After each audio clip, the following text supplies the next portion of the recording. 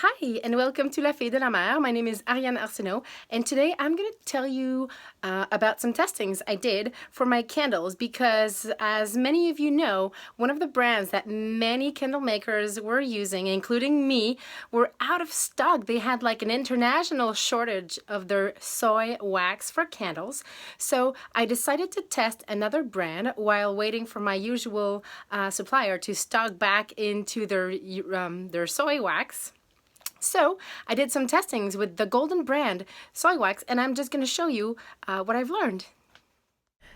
The first thing that I did is that I made votives, and then I placed them into my status jars, and I pour my wax at about 135 degrees Fahrenheit. I did that for my 8-ounce and my 12-ounce status jars. Here are the two candles that I test poured this morning. I am removing the wick centering tools and checking the surface for irregularities. When you pour soy wax in the cool down, sometimes it creates a little crater or a void in the surface of the wax, and I want to eliminate that, so I'm using a heat gun and gently heating the surface of the wax until there no longer seems to be a void. Then I'm going to let that wax cool down again and check the surface later to see if it fixed the issue. So there, I am done with the 8-ounce candle, and I'm going to proceed and do the exact same thing for the 12-ounce candle. Now, if we take a closer look at the center of the wick, I can see that there are air bubbles that are coming out. So I melted that really nicely and made sure that all of the air bubbles were coming out. And then I just put the wick centering tool back on again and wait till this firms up for 2 days before test burning. And I have cut down my wicks, and it's time to do the burn test after the Golden brand wax has been setting for 48 hours. This one is an 8-ounce and this one is 12 ounces, and I will be back. I'll let these burn for 1 hour, and then I'll show you what the burn pool looks like and how the wax and the wicks perform together. Oh, by the way, these are HTP 1212 and these are HTP 105. Here is 40 minutes into burning tests, and the pool is almost at the edges of the container.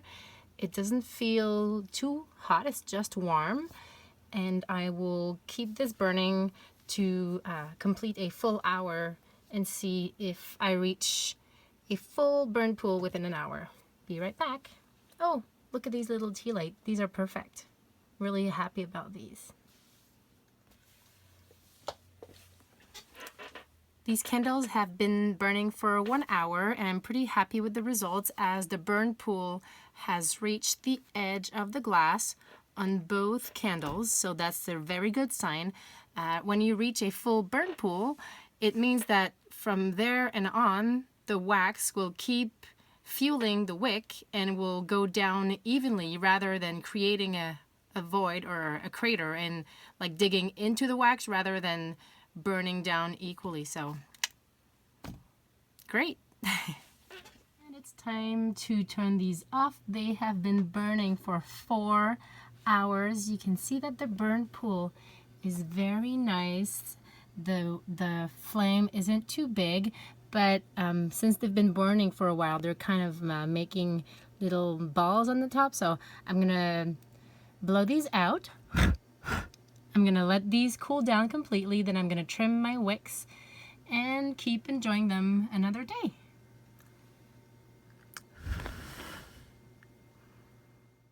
And now for the real test, making a whole bunch of candles with the Golden brand. You can see that I've made the votives with the same wax that I'm pouring right now. I'm pouring at 135 degrees, but this time I am coloring my candles and scenting them at 5%.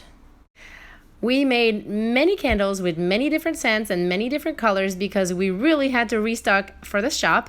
Here you can see the votives through the clear wax, but as it dries and hardens up, the wax will be opaque and the colors will be a bit lighter.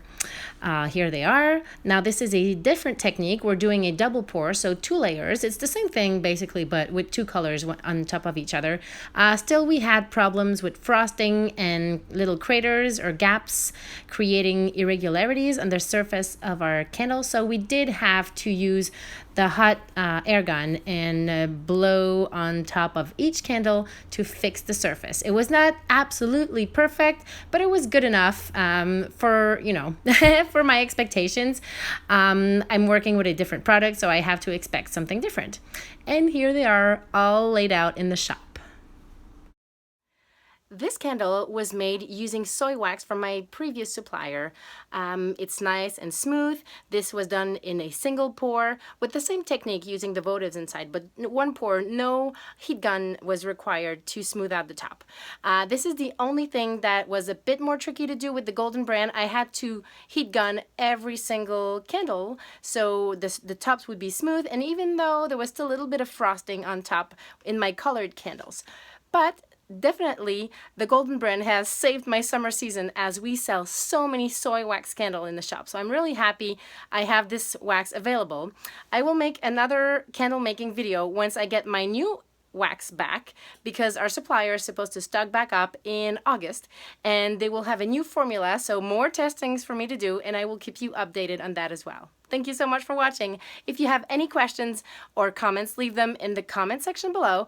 Don't forget to subscribe to the channel if you like this video. Give me a thumbs up and I will see you later. Thank you. Bye.